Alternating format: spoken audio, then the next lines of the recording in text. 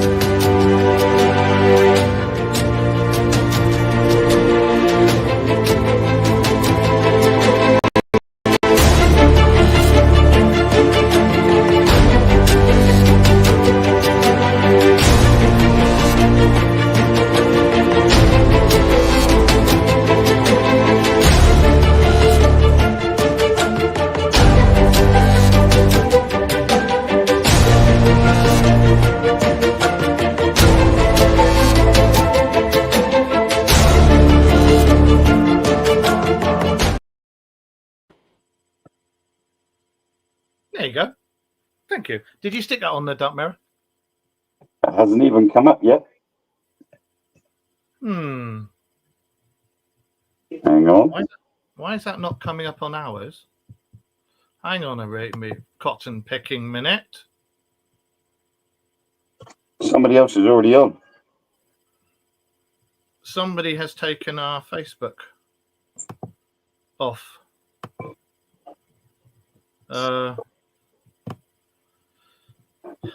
Right. Oh my freaking God. It's hang on.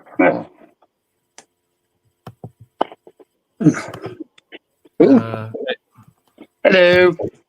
Hello everybody, just bear with us. There's a lot of fannying around going on here. Right. Are we on the networks? I'm not getting any. It's now on the Things Network. Simply Spooky. Is it? Apparently so. Hello, whoever that is. We will be with you in just 1 minute. We're having a few technical problems here, so let's just see why. Oh yes, there we are. Somebody else is live on the Things Network at the same time. They shouldn't be. Yeah.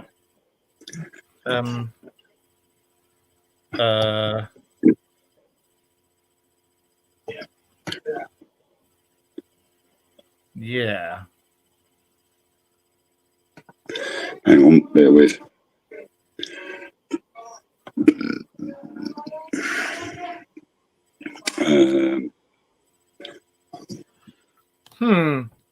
Yeah, we will be with everybody in a minute. Don't worry. We just got a few problems trying to sort out. So, whose show is on the Things Network at the moment?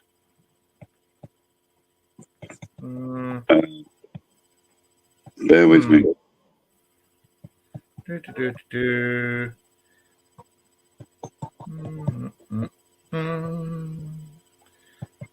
have a look. The only thing I can see on there is no. There's not anything on there, I don't think. Medium Jennifer Rose. Are you fucking kidding me? So, excuse my language. It's in the chat room again. Take a screenshot, please. Take a screenshot.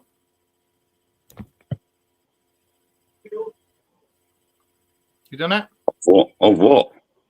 Richard Case. Oh, is he? Yeah. You have been warned by the police to back off. Do so. Stop harassing people. Stop bullying people, because quite frankly, sick of it. Somebody keeps letting you in on Simply Spooky Network. So I'm going to have to do something about that. Right. You are out of here. You've been banned and I've blocked you. Somebody has come onto our show and unblocked you. Not happy.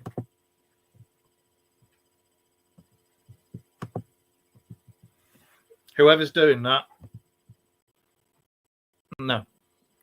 Not having that. Not having that at all. Sorry about that, ladies and gentlemen. We've been having issues with a Mr. Richard Case.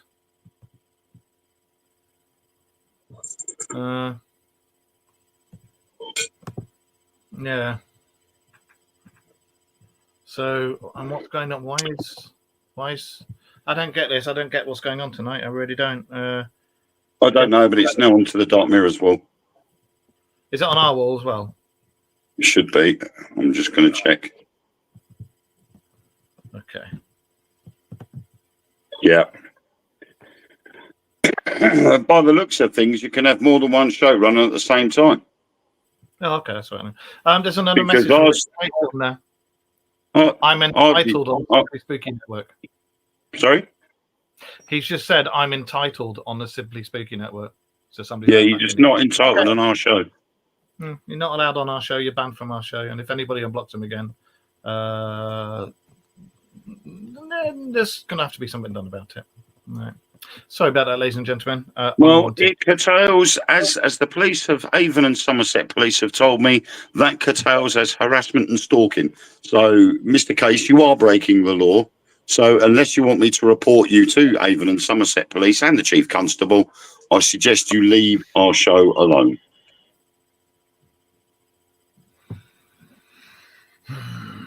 It's all right. Like I said, we'll have to do something about that. Anyway. Hope everybody's all right. Sorry about that. Mr. Case seems to be on his bullying antics again. Ignore it. Not worth it. Just waiting for Josh because I have sent him the link and everything. So let's hope everybody's all right. And we call it a radio show, Mr. Case, because when this was first brought out over 10 years ago, it used to go out on a radio network. And it was called the Dark Mirror Radio Show. Since then, it's gone over to podcasting that, and we just kept the name. That's why. The trouble is, if you hadn't been such a bully to everybody, Richard, I'd allow you in here as a guest. So would Wayne. But the fact you were such a bully to everybody, and you said some horrible things about Wayne and his family, you can do one. Right. Plus, you don't talk about the subjects we talk about. Yeah, so it's pointless having you on anyway. Yeah, I did tell you that. Yeah, you don't believe in the stuff we talk about. You don't know a lot about it, so it's not your cup of tea. Anyway, Joey's watching. Her comments aren't coming up. Joe's? Yeah. Hello from Australia. Hi, Ned. You all right, mate? Thank you for joining us in Australia. Let me have a look. See why Joe's comments are not coming up. Just bear with me.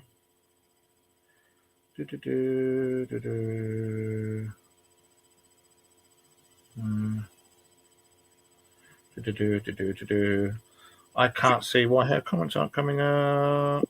Evening, Rita. Josh isn't going to be able to make it tonight. He's unfortunately busy, so that's okay. Right. So yeah. Let's just get one thing cleared up. There seems to be a little thing going on with Mr. Case. He's not allowed near any of the people he's bullied. He's not allowed to come on the shows, and he's not allowed to harass. And the police have been on his doorstep. They've been on his doorstep several times. There is a case against him at the moment, which I can't talk too much about. Somebody seems to think it's highly amusing to keep letting him back in again so he can come onto our show and hassle. But that's absolutely fine. I know who it is. I know who's doing it. So that'll be sorted with it by the end of the week. So that'll be all sorted out, and there will be no more problems. So it's a shame he's like that, but never mind. You know, he does poo-pooing all paranormal stuff now. We do UFOs and cryptozoology, so it's not really his forte. So anyway, everybody's entitled to their own opinion, but unfortunately, people take their own opinion and go way too far, and then cause offence and harassment, and that's unfortunately the case. So, anyway, right, Joe's comments are coming through, but on the Things Network one.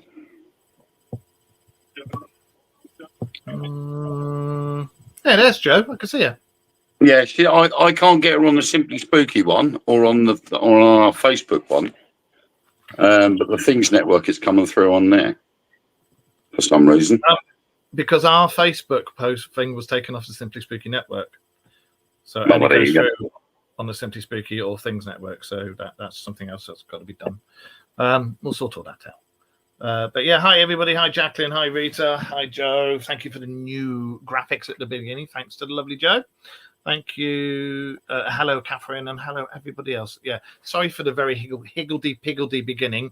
We had stuff going everywhere and stuff not going on, and then we had an interloper jump on and try and be silly. So, yeah, we had to jump on that very, very quickly. Anyway.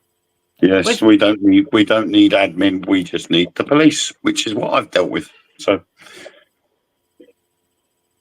anyway, so am I. I just clicked the link in the dark group. Ah, right, there you go. Joe's back on here as well. Yeah. And yeah. Anyway, so did you like my new hairstyle? Your new hairstyle. You're matching me, mate. I saw you were matching me. Yes, you're matching me. Well.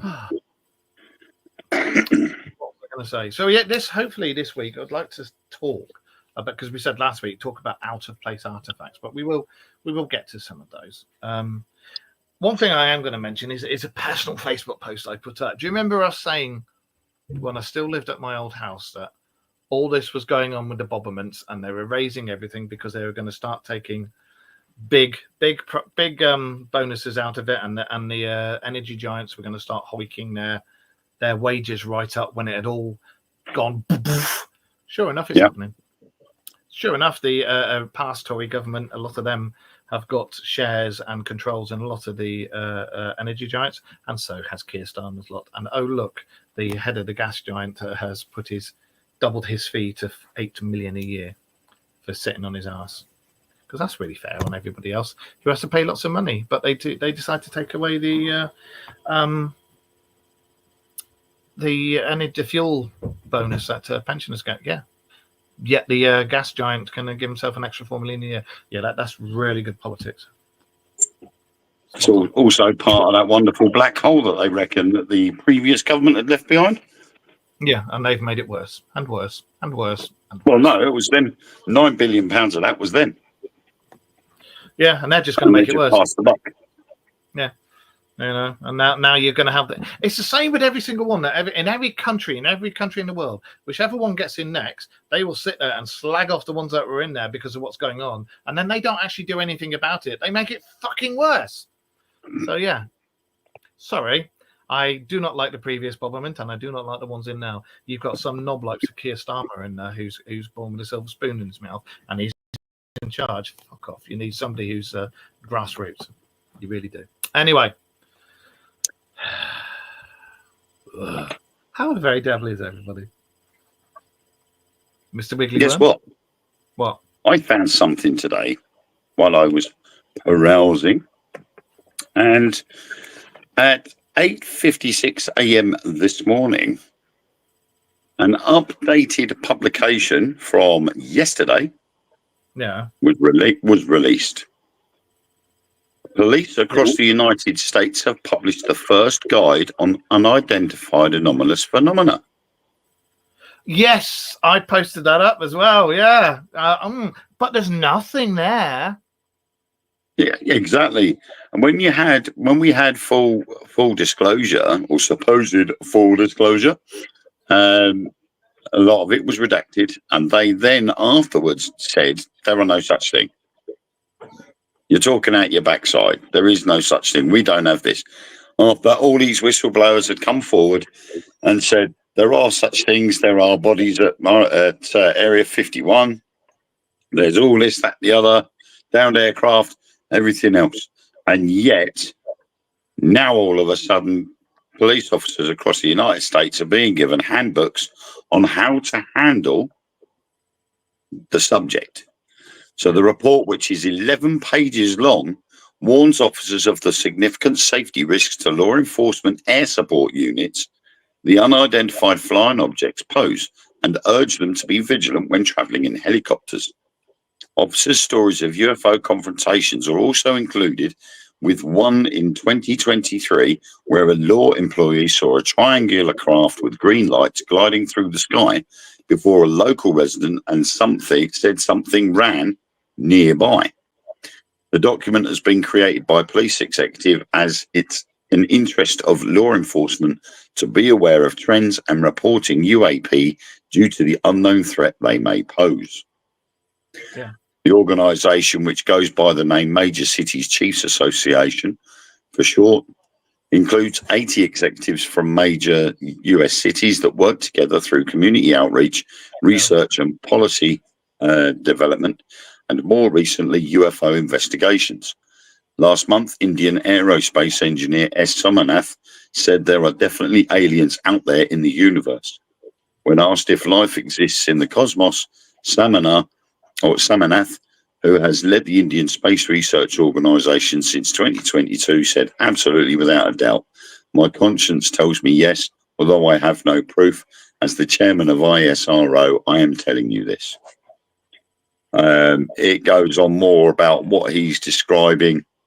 And then they went on to talk to a police officer in Blairsville, Georgia, who claims to have seen green lights in the sky when patrolling in November last year. He says, I am a police officer and deputy sheriff. While on duty in after dark, near the top of my windshield, I witnessed a movement in the sky. Upon concentrating my focus, viewing through the low light, I was able to make out a triangular craft with 3 dim green lights per side. He then lost sight of the aircraft, and thank you for that advert. He then lost sight of the aircraft as it went behind the trees, and because he was inside his vehicle, he couldn't see anything. The officer then responded to a call from a resident who had heard something running outside his home, which did not sound like an animal, in the same direction the unidentified object was travelling in. The new UAP guide will be very handy for law enforcement officers or for captured by aliens, a history and analysis of American abduction claims, Nigel Watson. So, the be-all and end-all of it is, if there are no such things as UFOs or aliens, why would they be giving out a handbook? Do you remember, again, and I've said this so many times with our show, for some reason, whenever we talk about stuff, it normally happens a year to 2 years later. Do you remember just after I moved in here with Rachel, we did a show and we were talking about the American government had there been a paper leaked where they said they were going to be issuing law enforcement and military personnel with this handbook. And then when they were questioned about it, the American government went, no, God damn it, don't know what you ding dong dong they're talking about. There's no such thing as UFOs. Oh my God, I just don't know. And they denied it vehemently and said it was never going to happen. And you heard it here on our show a year ago. Just saying. Yep. You're in North Georgia. Hello, Catherine. Many people saw those green lights in last November. There were literally dozens of videos on YouTube about it. There you go. And it's not just the US ones. It's the UK ones are being issued. I've got some friends who are coppers, and one of them in particular, funny enough, in Somerset Police Force. He's mentioned that they have said that these are coming to the police forces over here as well. So if there's nothing to worry about and it's not real, exactly. Why give out a guidebook? And why allow it to go public? Exactly. So it then creates more questions than answers. If there are no such things as aliens and UFOs, why create and give out a handbook to police officers who obviously would be the first point of call when someone sees something like that, if they don't exist, and tell them how to deal with it? It's almost like Operation Blue Book on a worldwide scale. Rather than just a little shady organisation, they're just getting the biggest organisations for peacekeeping around the world and telling them this is how you deal with it. Yeah, exactly. It's be interesting once the books get released. Although it's only 11 pages long, so it shouldn't take long to read it. But once they're released, it'll be. I wonder how quick it will be for it to get into the public domain. A boy's guide to UFOs. That's what it's going to be, isn't it?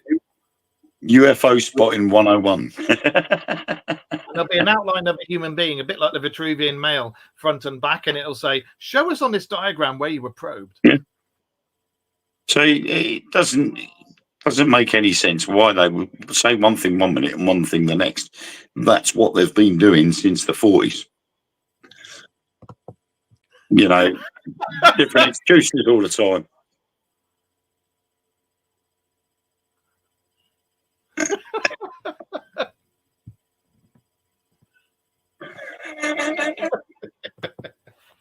Exactly, Catherine. Exactly. It's that. I don't know. Yeah, I mean, yeah. we've already said before, you know, to think that we're the only known living things in the known universe. It's, I don't know, but that to me is insanity to say that. Do you know? It's like funny enough, I was talking to Abby and Dan downstairs, Rachel's daughter, and her other half, and they're convinced that there's nothing after death. And that's just like being asleep. And it's like everyone's entitled to their own opinion. You know, and it's like I've read scientific papers that prove different.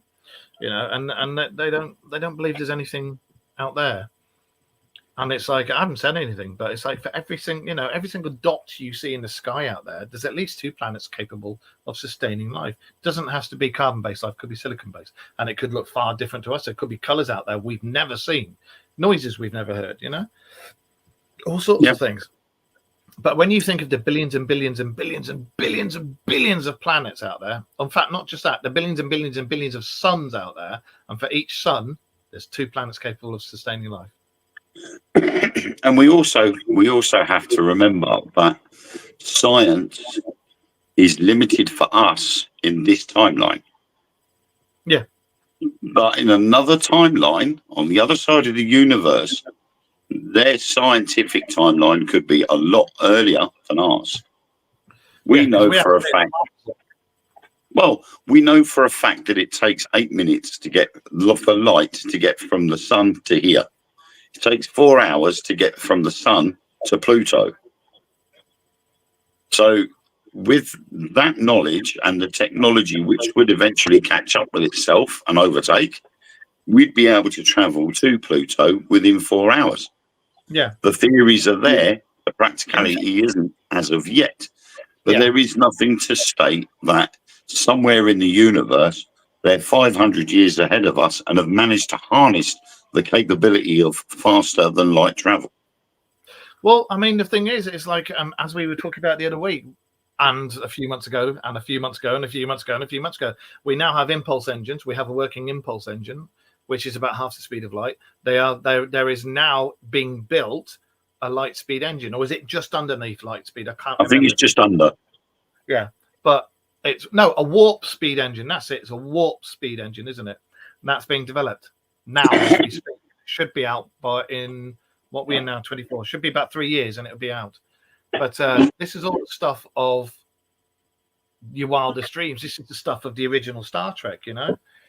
This is Sorry, all my cat tried to nick me dinner.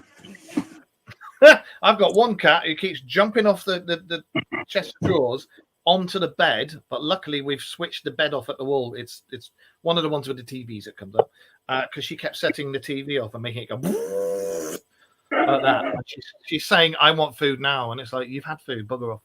So yeah, I've got one cat over there and one over there, and Ghost is downstairs pestering everybody. What's that? And then last year was just annoying. The government came forward like, "Don't be alarmed. This may be as good. It comes a bit of a shock. Aliens are real. Take all the time you need to adjust for that one." And we're like, "Hey, you don't fucking say. We've known about them for literally decades. You Brussels sprout."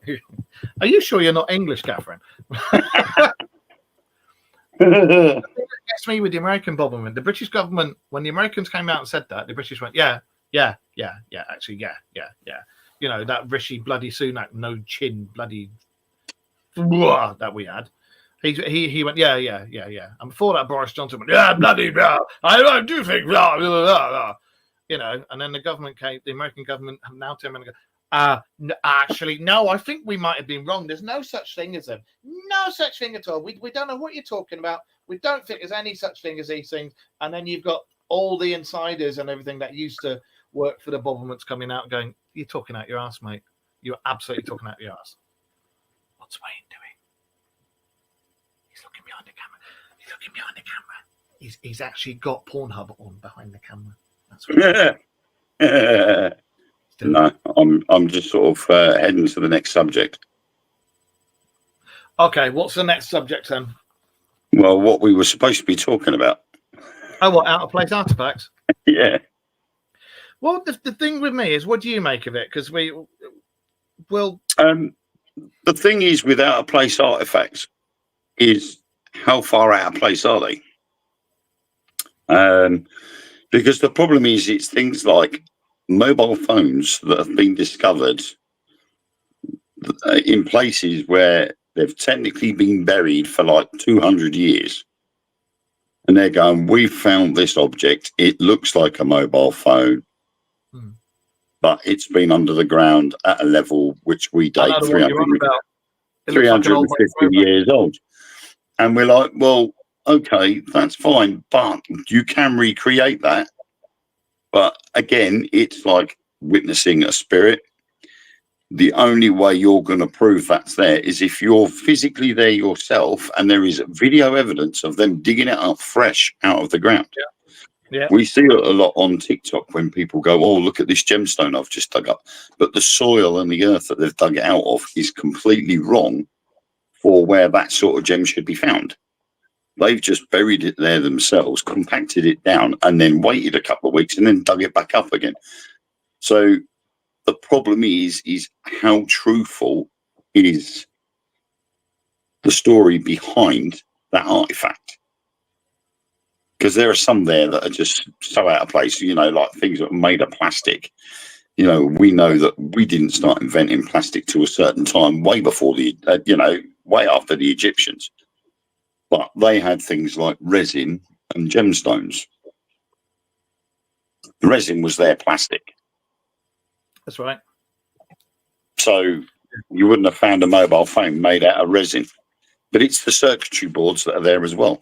So that always, with that particular artifact, I always keep thinking to myself, that's been put there on purpose. Yeah. Exactly. And then just dug up again.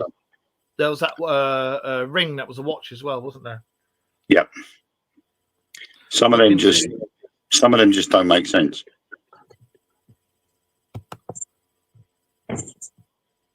I know about the plane that disappeared in the 60s and landed again in the 80s. And there was supposed to be two, wasn't there? There was one supposed to have had everybody on board, hadn't aged or anything, but obviously everybody on our planet had. And there was another one that landed and everybody was skeletons. But they're both supposed to be real. I've looked into them, and the one with the people on board, you cannot find out anything about them. There's no details about them. And the one with the skeletons on board, you can only find the stories. You can't find out what actually happened afterwards. So I'm not sure about that. Yeah. So yeah. Oh, it was that was the Babylonica. The Babylonica. Not God, can't even say it. Babylon Nokia. Ah, right. Babylon Nokia. Yeah, that's what they called it. That's what it's been called, Babylon Nokia, a clay tablet shaped like a mobile phone and created as an artwork in 2012. Fringe scientists and alternative archaeology proponents subsequently misrepresented a photograph of the artwork as showing an 800-year-old archaeological find. The story was popularized in a video on YouTube channel Paranormal Crucible and led to the object being reported by some press sources as a mystery.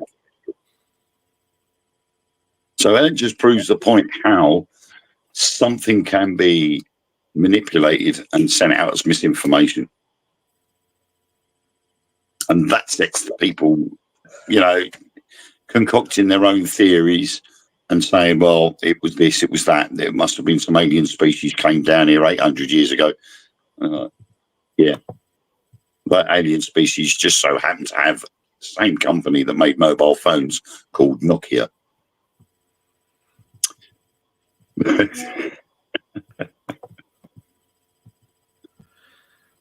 Oh, somebody has just messaged me and said, can we have a chat afterwards if you have time? Wonder what's coming. Anyway, we will have to see, won't we? We will have to see about that. Yeah. Sorry. Not very happy. Fuming. Yeah. Antikythera device. That's another one. Yeah. The Antikythera device, they think, was a mariner's portable computer that could do calendar, seas, tides, star and planet alignments, where they are, and all this stuff. And it had geared wheels on it and everything. And the thing was, gears weren't around at the time that this is supposed to be made, and it was made out of an alloy that wasn't around for about 2,000 years after it was made. So how did they get it? Where did they get the knowledge from? Where did it come from? Yep. It's, well, I mean, it's like a lot of them, isn't it? You know, the 2,000-year-old batteries, the Egyptian light bulbs. The Baghdad batteries. Yeah. How have they, where have they obtained that knowledge from? Well, it's like they've got light bulbs as well. There's some cartouches depicting the batteries, but there's also a cartouche depicting the batteries and the light. And it wasn't mirrors, because normally they said they use highly polished metals that was bouncing the light off each other and lighting up inside. And it wasn't. It was this Baghdad battery rigged up with two guys with a chuffing great big light bulb type thing holding it there to light up stuff. So yeah, 3,000-year-old Swiss watch. Yeah, no, that's the one I was just talking about. It was a ring. It was a Swiss watch, but it was a ring, you know. And I've only ever seen stuff like that when, like in the 80s, when people used to wear those little tiny watches on expandable bracelets as a ring. I remember stuff like that. Wayne, would you be all right to do the show for about 5 minutes whilst I just make a quick phone call? Yeah. Are you all right to do that a second? Sorry, ladies and gentlemen, I will be back. Should be able to. Yeah, just 1 minute. Let me just sort to me. All he had to do was just mute and turn his camera off. But yeah, I mean, anybody that doesn't already know about them beforehand, we had the the Baghdad batteries, which were clay jars with an asphalt stopper and iron rods made some 2,000 years ago and have been proven capable of generating more than a volt of electricity. These ancient batteries were found by German archaeologist Wilhelm Koenig in 1938, just outside Baghdad, Iraq. The batteries have always attracted interest as curious. Dr. Paul Craddock, a metallurgy expert at the British Museum, told the BBC in 2003 that they are one-off. As far as we know, nobody else has found anything like these. They're odd things. They are one of life's enigmas. And to date, obviously this was in 2003, and to date, nobody else have found anything similar. So it is specific to that region. And they've tried to recreate it. And obviously, as we know, through people that study science and just random experiments, come out with things like getting power out of a lemon or power out of an orange. They've done exactly the same thing. They've experimented with things. The problem is, how far back do you go? If they're 2,000 years old, you know, could that someone have turned around and said, "Oh, actually, this is generating this power. We should use it." Could they have been something that was made? The jars themselves could have been 2,000 years old, but the components could have been put together a lot earlier. Who knows, without studying it. And then you get the ancient Egyptian light bulb. A relief beneath the temple of Hathor at Dendera in Egypt depicts figures standing around a large light bulb-like object. Eric von Daniken, who wrote Chariot of the Gods, created a model of the bulb which works when connected to a power source, emitting an eerie purplish light. In 1852, in what was now known as Rockwall, Colorado, I think is it Rockwall, Colorado? I don't know, Rockwall Co. Texas farmers digging a well discovered what appeared to be an ancient rock wall, estimated to be some 200,000 to 400,000 year old. Some say it's a natural formation, while others say it's clearly man-made. And that's simply because of all the rocks being put together in such a fluid shape. And we have seen similar up on the Peruvian mountainsides, where the rocks have been put together so tightly and compact that you couldn't even fit a cigarette paper in between the rocks. So they've been sort of gelled in together that tight that there's no need for cement or anything or any mortar in between the bricks. The Dr. John Geisman at the University of Texas in Dallas tested the rocks as part of a History Channel documentary. He found they were all magnetized the same way, suggesting they formed where they are and were not moved to the site from elsewhere. But some remain unconvinced by this single TV show test and ask for further studies. Geologist James Shelton and Harvard-trained architect John Lindsay have noted elements that seem to be of an architectural design, including archways, lentilled portals, and square opening that resemble windows. I don't know of any natural occurrence where that would happen.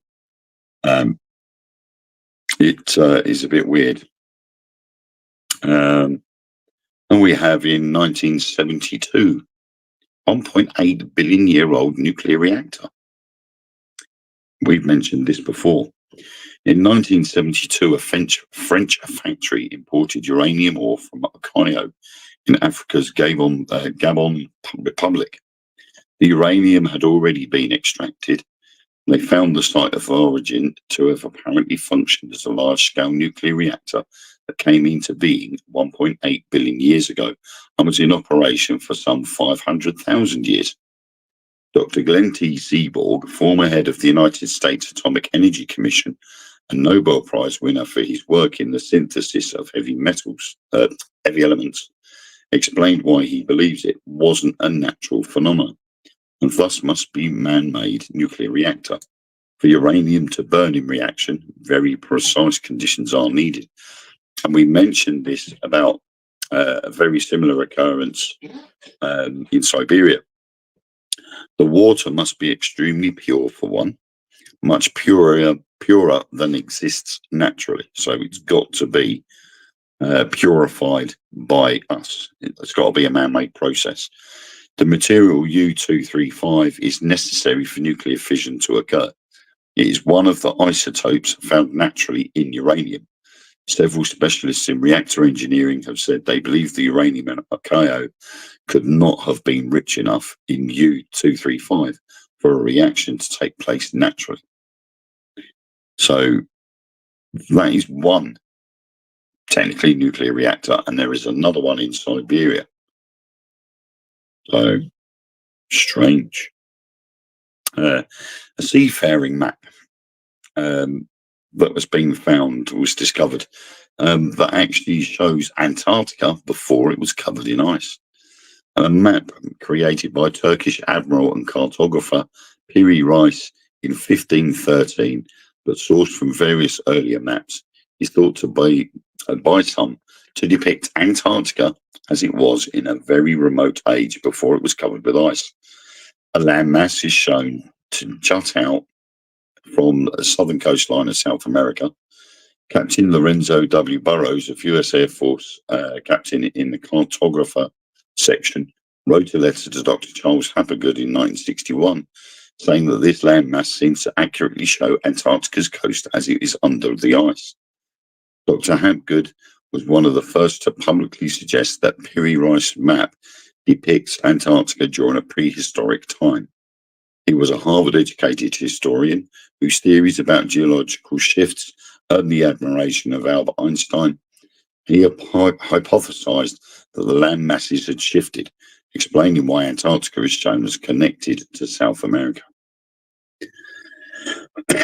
Modern studies refute Hapgood's theory that such a shift could have taken place within thousands of years, but they show that it could have happened within millions of years. So we have, let's see if I can, there we go, right.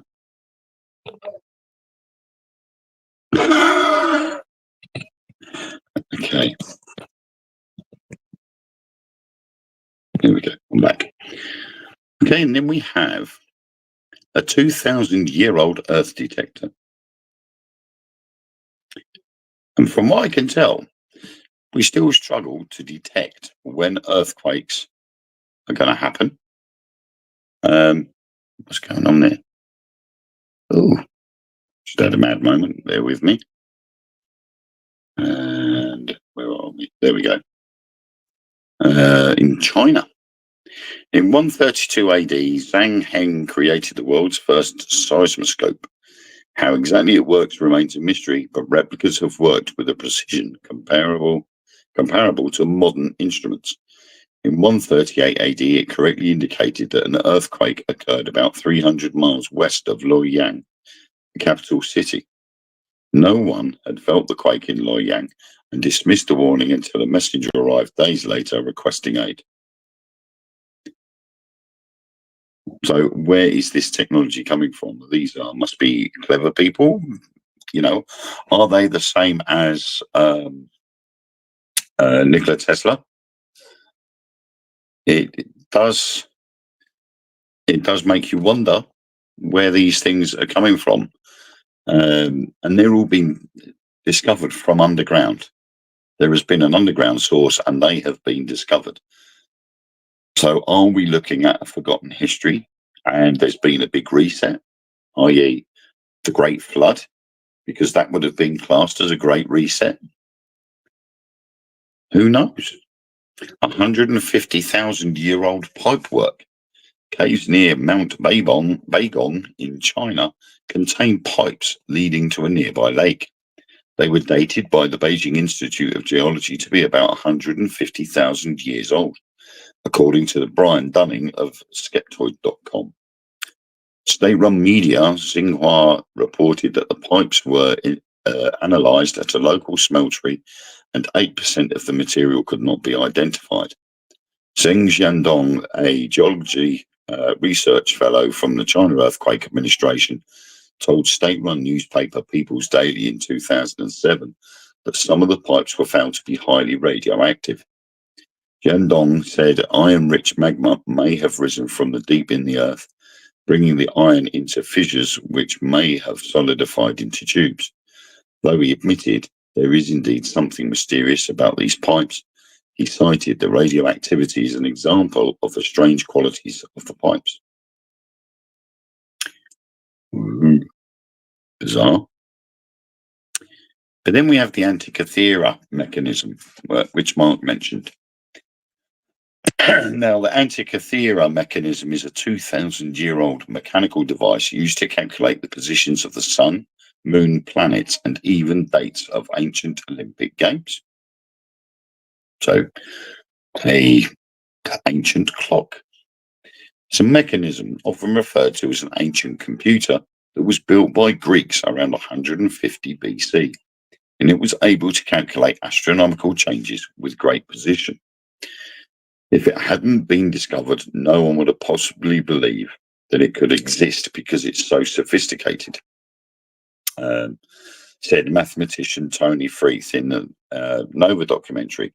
Matthias Butet, Director of Research and Development for watchmaker Hublot, said in a video released by Hellenic Republic Ministry of Culture and Tourism, the Antikythera mechanism includes ingenious features which are not found in modern watchmaking. Not much else information on that without going astray. But if it was able, 150 BC, to be able to calculate such things, again, we should be a lot more advanced than we actually are. If you look at that being over 2,000 years old, and we had something like that in Greece, something's not right. Something's amiss. A drill bit in coal, John Buchanan Esquire presented a mystical object to a meeting at the Society of Antiquaries in Scotland on December 13th, 1852. A drill bit had been found encapsulated in coal, about 22 inches thick, buried in a bed of clay mixed with boulders about 7 feet thick. The Earth's coal is said to have formed hundreds of millions of years ago. The Society decided that the instrument was of a modern level of advancement, but it concluded that the iron instrument might have been part of a borer broken during some form of search for coal. Buchanan's detailed report did not include any signs that the coal surrounding the instrument had been punctured by drilling at any time.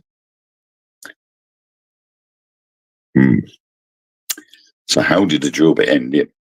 And there was another one similar, I think the London hammer.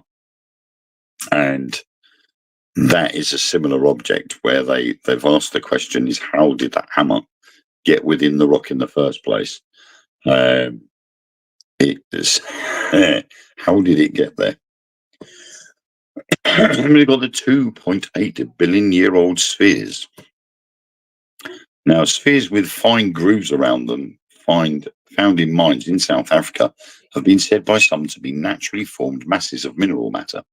Others have said they were precisely shaped by a prehistoric human hand.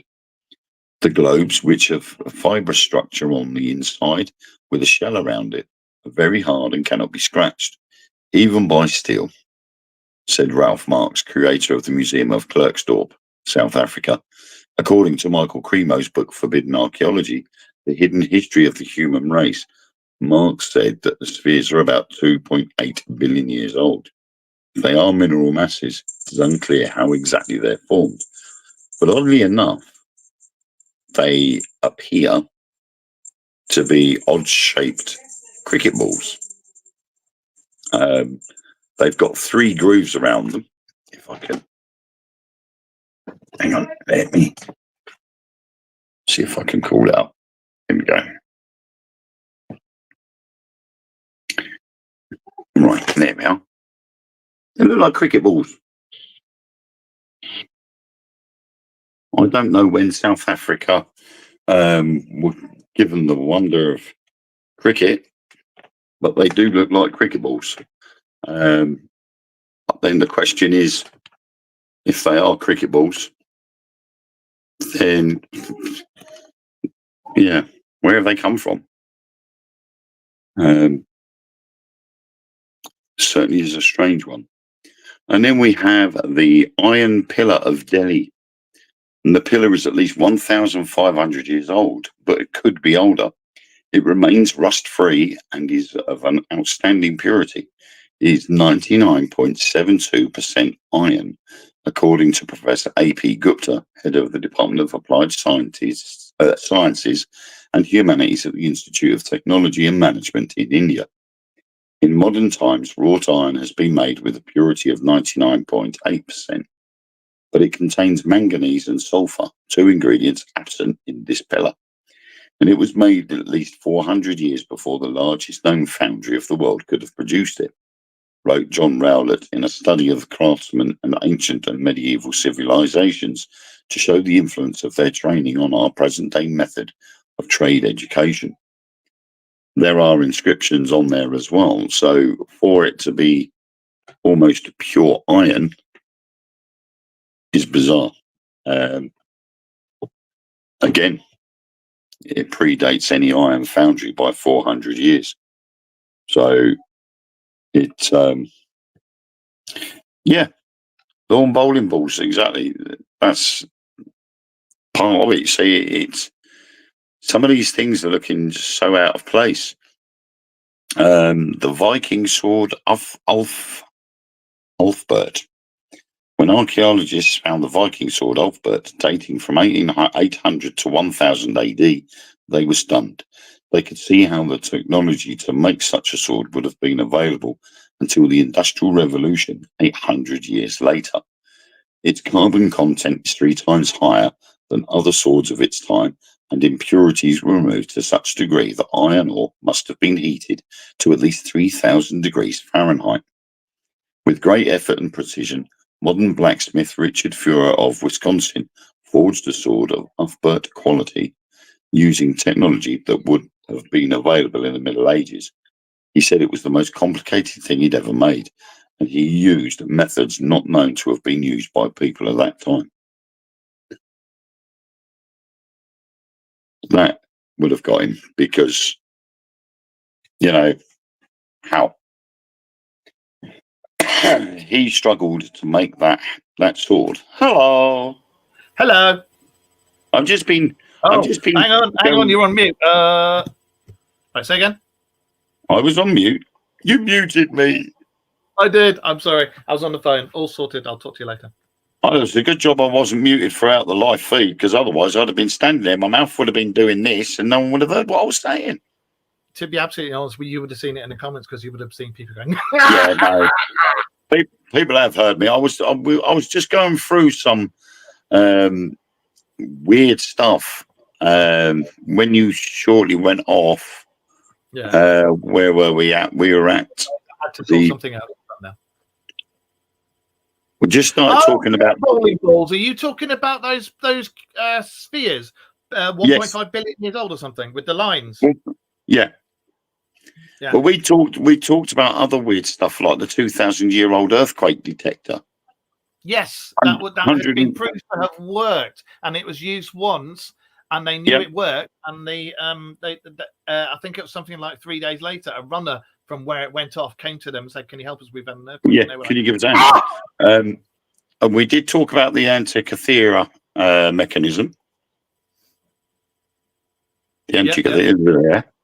And we've just gone past the iron pillar in Delhi. That never rusts. It's 99.7% pure iron, isn't it? 99.72%. Yeah. And then we just talked about the Viking sword of Ulfbert. Yeah, yeah. Which a guy had tried to use similar methods. He said that with great effort, he found it very hard, and was probably the most complicated thing he'd ever made. And he even used methods not known. Hold on. Ladies and gentlemen, you heard it there yourself. Wayne just said, "It's very hard." Ah! Right, carry on. He said it was the most complicated thing he'd ever made, and he used methods not known to have been used by people at that time. They reckoned that the actual methods used to create such a sword did not come about until 800 years later. Yeah, and there's also, I can't remember who the Japanese swordsmith knows. Rita would know. There's a Japanese swordsmith was way. He was like 600 years ahead of his time, and no one's been able to recreate his swords. Thank you, Joe, by the way. There's also, do you remember us saying there was 1.5 million year old depleted uranium found that you can only get through man-made process? There's no other way to do it. Now, guess what? We found another one. Are you on the Ancient Origins site? No. Right. Oh, yes, I am. Yeah. Have you found a 1.8 billion year old nuclear reactor? In Ohio. Yeah, that's it. Well, you're on the same website as me. That's really good, because I'm going to send it to you. So carry on. Is it Oko or Oklo? I think it was Oklo, isn't it? I think it was OKIO in African's Gabon Republic. Yeah, I think if that was Ohio, I was thinking Japan. Ohio. Yeah. But in reference to the drill bit found in coal, yes, which I mentioned previously, we then come to the 100 million year old hammer. That's right, yeah. And it was found in London, Texas. A lot of people think London, UK, but it's not. Yeah, it was London, Texas. And that was found in 1934, encased in stone that had formed around it. The rock surrounded the hammer is said to be more than 100 million years old. Glenn J. Cuban, a vocal skeptic of claims the hammer was made millions of years ago, said the stone may contain materials that are more than 100 million years old, but that doesn't mean the rock formed around the hammer so long ago. Some limestone has formed around artifacts known to be from the 20th century. So, concretions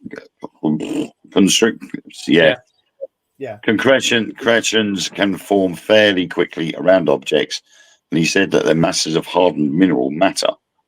Carl Bow, who is in possession of the artifact, said the wooden handle has turned to coal, evidence of its age, and that the metal it is made of has a strange composition. Critics have called for more independent testing to verify these claims, but so far, no such testing has been conducted. The thing is, though, with any out-of-place artifact, and those are guys out there who know about this stuff and read up on it, you'll get it's the same with anything in the paranormal. Actually, thinking about it, to put a broader thing on it, the umbrella of the paranormal is vast. It's not just ghosties and ghoulies, it's UFOs, it's USOs, it's things like this, cryptozoology, there's time travel, there's so many different things that come under it. But it doesn't matter what the subject is, you will always have people. You'll either you sort of get two sides. You get the ones that rave about it, and then you'll get the ones who go, no, can't possibly be. Like we spoke about earlier with the government saying, yeah, UFOs are here. No, they're not, we're wrong. Here's a handbook. Yeah. You know?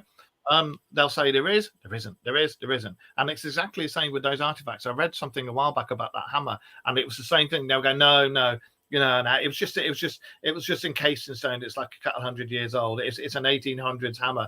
The stone itself is not a couple of hundred years old. It wasn't actually limestone surrounding it. It was something else. I can't remember what it was.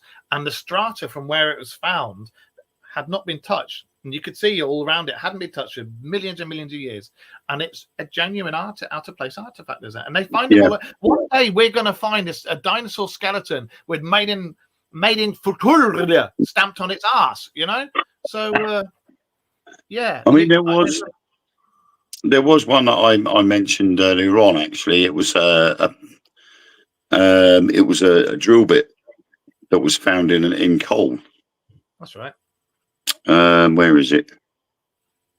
Oh, that was it. The drill bit and coal.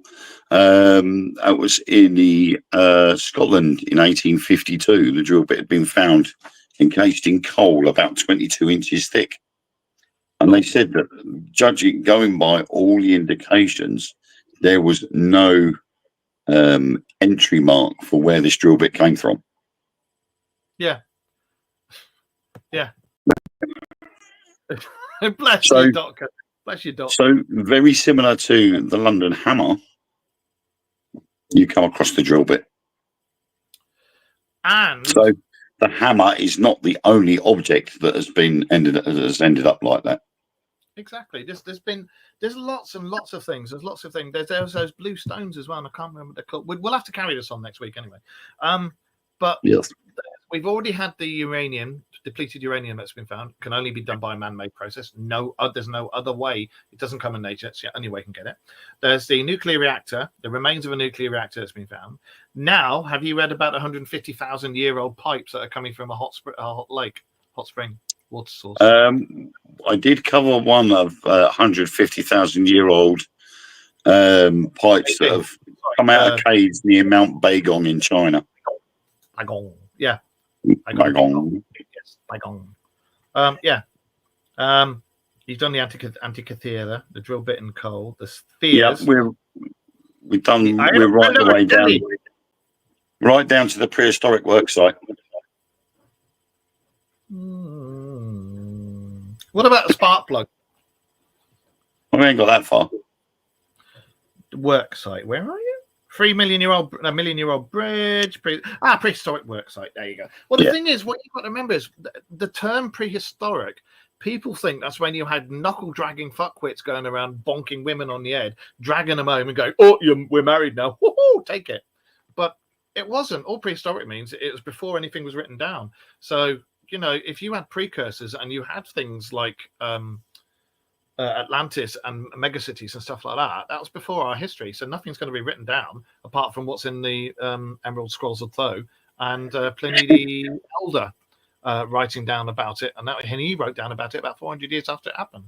So, you know, it's all prehistoric means prehistory before we had it written down. Well, this is what I said earlier on, that there's been a great reset somewhere along the line, because a lot of these artifacts we're finding are thousands of years old.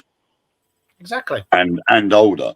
So there appears, it does what appears to be a great reset somewhere along the line, where, like with the Egyptian light bulbs, you know, it was rebuilt and tested, and it gave off a purple light.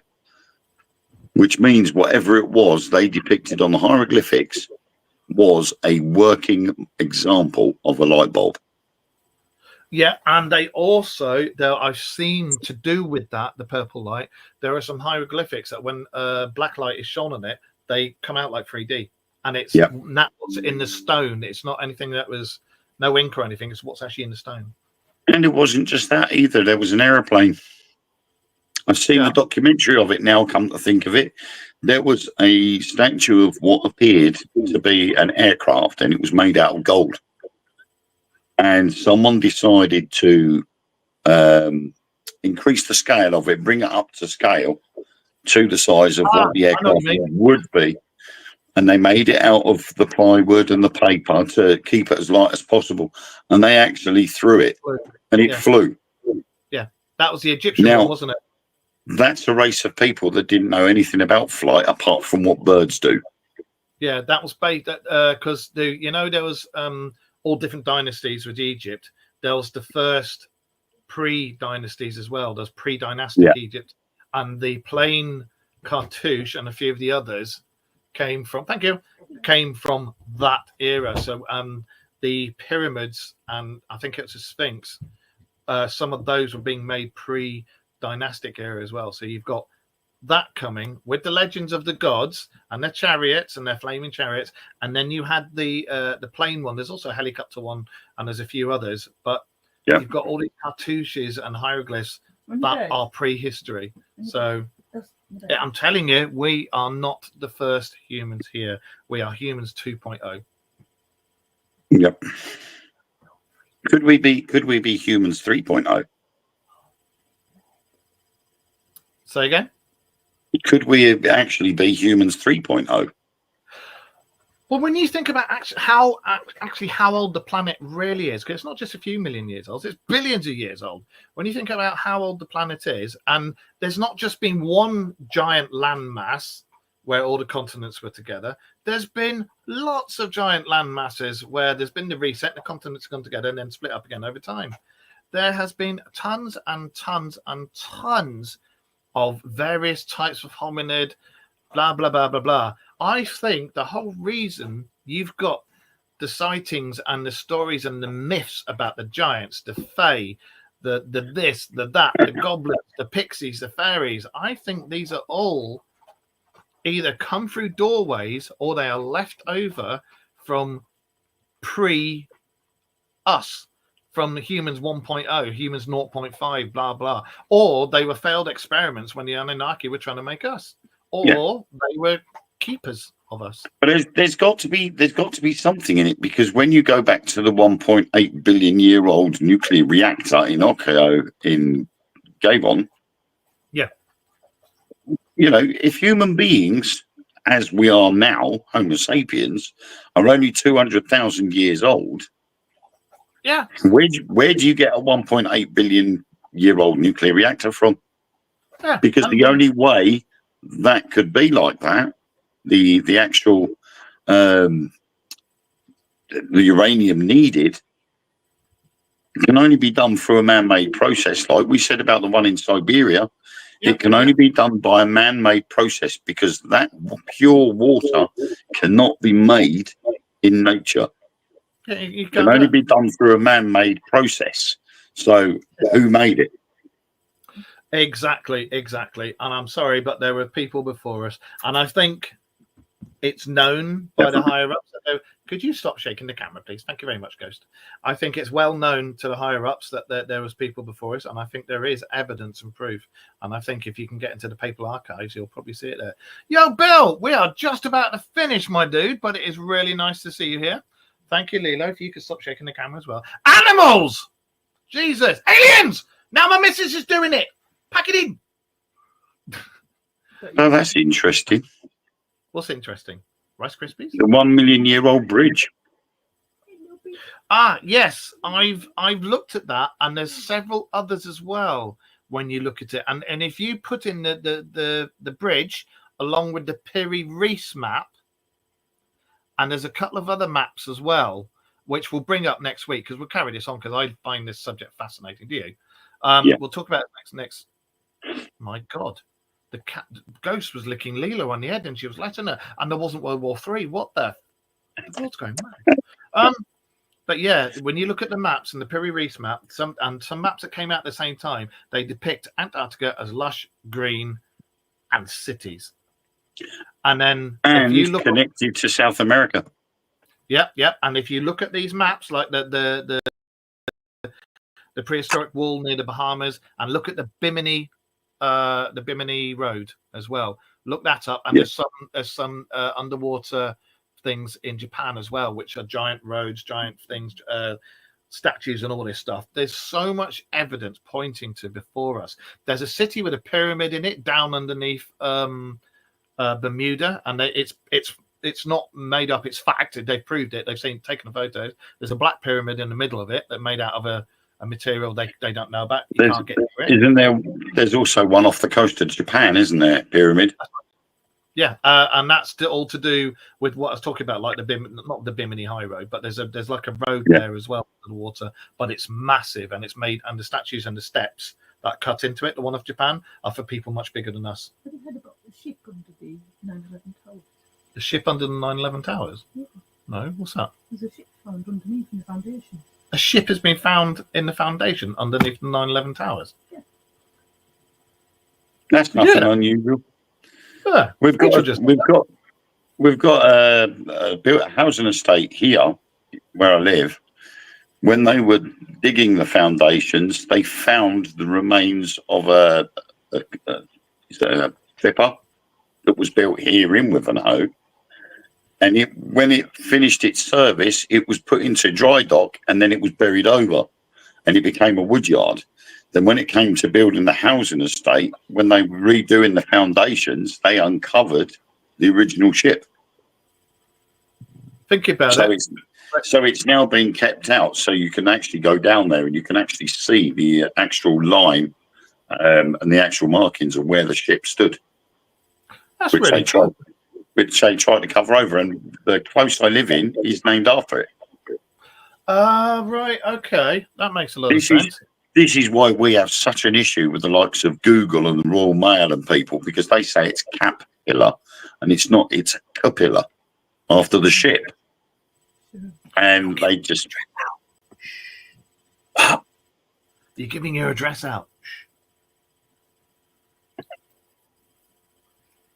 You don't want the likes of psycho stalkers from different parts of the country stalking you with their stalkiness. That's all right. What Rachel just said about that ship underneath the Twin Towers, when you think about it, New York is a harbour, isn't it? Yeah. It's got a harbour there and everything. So yeah, that would make sense. It's a big island, so it would have had plenty of jetties and pontoons around it. And then when it became too overpopulated, they would have tried to expand it out a bit more. So they would have filled in certain pontoons and harbours and dry docks to expand the island. And then obviously at some point something would have been covered over. And then when they go to build basements and things for car parks and stuff, they uncover it.